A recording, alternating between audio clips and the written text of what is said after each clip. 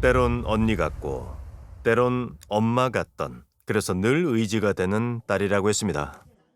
엄마가 고생을 많이 하니 엄마 편하라고, 엄마 잘 있다 걱정하지 마라, 엄청 해야지.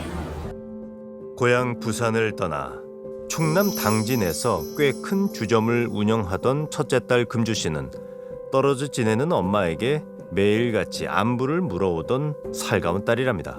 제가 우리 딸하고 목요일 날하고 12시쯤에 마지막 통화야. 문자를 넣었는데 답이 없어.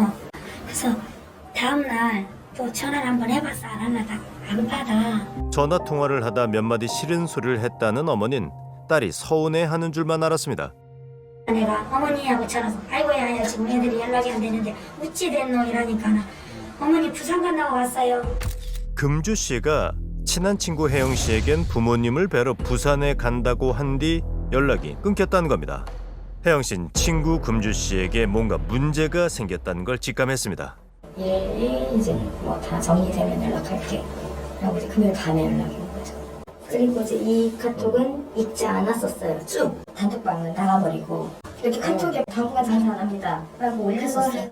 뭐가 문제가 있구나라고 그때 생각을 해서 집으로 간 거죠.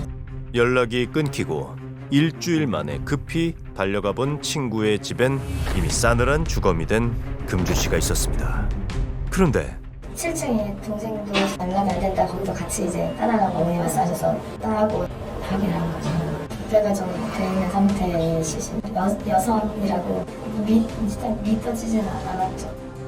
한날 1시에 주검이 돼 발견된 자매. 사망한 지 꽤 시간이 지난 듯 부패가 상당히 진행돼 있었습니다. 엄마의 양 날개였던 두 딸. 대체 자매에겐 무슨 일이 있었던 걸까? 기본적으로 이불 덮고 이렇게 이제 죽은 채로 있었죠. 딱히 뭐 외상은 크게 뭐 부패 때문에 잘 안 보이고 목 졸라서 죽인 것 같아요. 자매 모두 누군가에게 목을 졸려 살해당했다는 겁니다. 그런데 여동생의 동거남이 죽인 거예요. 사체 발견 다음 날 자매 살인 사건의 용의자로 체포된 김 씨. 그는 올 초부터 동생 은주 씨와 동거하던 남자친구였습니다. 체포 직후 김 씨는 모든 범행을 시인했습니다. 김 씨가 자신의 두 딸을 살해했다는 사실을 받아들이기 힘들었다는 아버지. 서울에 있는데 아빠 밥 먹으러 먹어요 라는 사주. 그래서 제가 내려왔어요. 내려가가지고 남자친구라고 데리고 나왔더라고요. 아버진 사건이 있기 얼마 전 두 딸과 함께 밥을 먹는 자리에서 김 씨를 만나 인사도 나눴습니다. 네가 착하다면 언니 말 믿겠지. 아빠 믿어주세요. 괜찮으니까. 그래 했는데 나를 보니 이 악마야지. 둘째 딸에게 착한 남자친구가 생긴 줄만 알았는데 믿었던 그에게 두 딸이 살해당한 겁니다. 대체 이유가 뭘까? 술 먹고 이제 같이 동생하고 싸우다가 우발적으로 죽이고, 언니가 위에 사니까 걸릴 것 같으니까 이제 숨어 있다가 언니 퇴근하고 전화 샤워하고 나온 언니를 죽인 거예요. 살해 직후 자매 휴대전화로 주변 사람들과 문자를 하며 자매 행세를 한 김 씨. 때문에 사체가 발견되기까지 6일이나 지체됐습니다. 그 사이 김 씨는 울산으로 도주 행각을 이어갔습니다. 소중한 두 딸을 살해한 이유가 술김이라니 아버진 도통 이해할 수가 없습니다. 이게 추천한 거잖아. 이게 추천한 거지. 일을 갔다가 몸도 찾지 않으니까 지금 심력 수치를 솔직히 어떻게 속상하겠어요. 아파트 7층 은주 씨 집에서 첫 번째 살인을 저지른 김 씨는 12층에 사는 언니 금주 씨가 퇴근하기까지 3시간을 기다리다 두 번째 살인을 했습니다. 전문가들 역시 김 씨의 행동이 이해되지 않는다고 입을 모읍니다. 보통 이렇게 우발적이거나 충동적으로 살인이 저질러지면 그 결과에 대해서 상당히 자신도 긴장하고 또 당황스러운 이런 측면의 심리적인 상태를 나타내는데, 바로 그 직후에 또 다른 살인을 계획했다고 하는 것은 어느 정도의 좀 계획성을 갖고 있지 않나. 이러면 친밀하게 다 해서 갖고 가서 이렇게 했는데 이게 어찌 우발적이냐고. 우리가 답답해서 현상조회 좀 하다니까 국가수하고 그놈이 자백하고 일치하되 왜 그놈 자백하고 들어주냐고. 우리 부부가 심정을 하도 들어주라. 살해 현장인 두 딸의 집이 현장 검증도 없이 치워진다는 겁니다. 이유가 뭘까?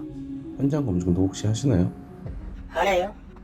또 자백을 하고 이제 수사 거의 다 마무리 돼가니까 이제는. 김 씨가 살인을 자백했고 현장이 진술과 일치하기 때문에 현장 검증은 필요하지 않답니다. 이건 피 같잖아.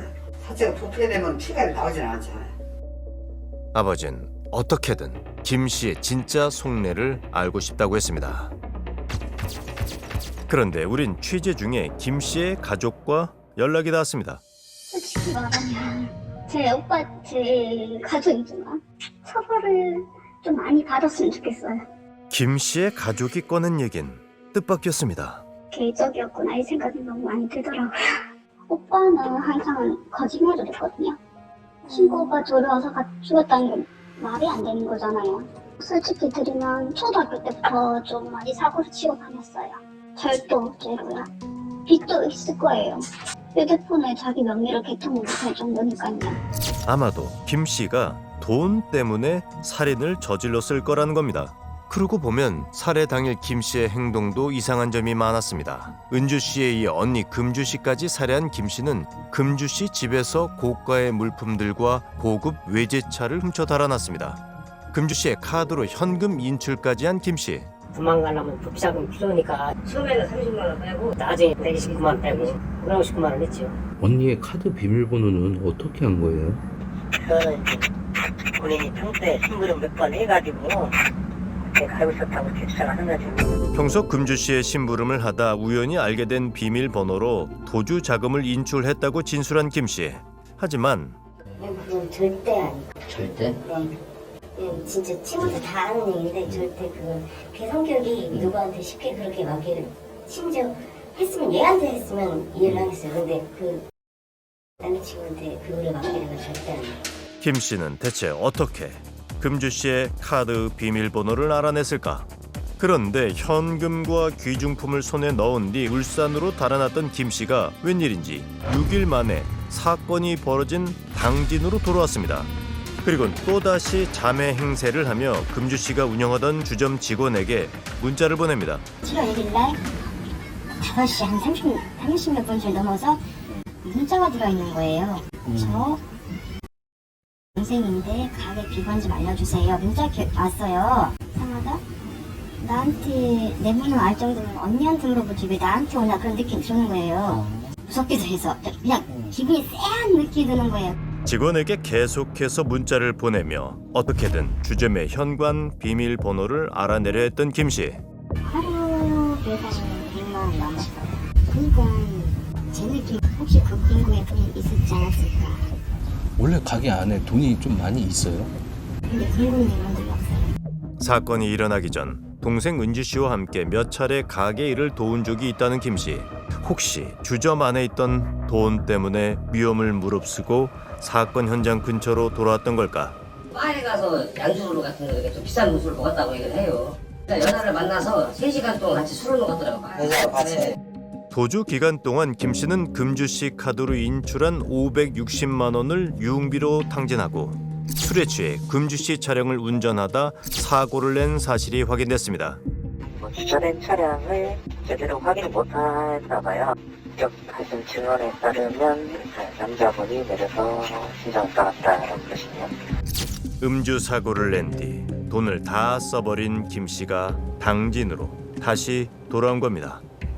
또 다른 방식으로 피해자들의 재산을 편취하고 강취하려는 이런 시도가 계속 있었다는 흔적이 굉장히 중요한 부분이고요.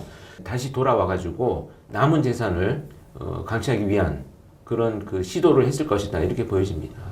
더 이상 김 씨의 말을 그대로 믿어줄 수가 없습니다. 답답한 마음에 경찰을 찾아간 아버지. 수사가 다 끝난 게 아니고 이제 본인이 진술한 거하고 또 알만한 누구 있는 게 보강사를 하고 있으시더니 계획적으로 했는데 휴대폰 또 포렌식한 거 이렇게 봐서 저는 최대한 수사한다고 하고 있어요. 아버진 강도 살인 사건으로 전환해 보강 수사를 하겠다는 경찰들의 약속을 받아내고 돌아 나왔습니다. 학교 다니는데 잠도 그래 내가 더 가슴 아프지 속이나 썩여봐. 제가 이래 한다 해서 죽은 자가 다 사고 돌아오지는 않지만 그래도 한지도 의문점 없이 보냈던 게 제 할 너무나 해요. 고작 돈 몇백만 원 때문에 두 딸을 잃은 부모를 어떻게 해야 위로할 수 있을까요? 천만금을 줘도 바꿀 수 없던 두 딸을 잃게 된 진짜 이유를 이제라도 명명백백하게 밝히는 것. 그것이 먼저 보낸 자식을 위해 부모가 해줄 수 있는 마지막 일일 겁니다.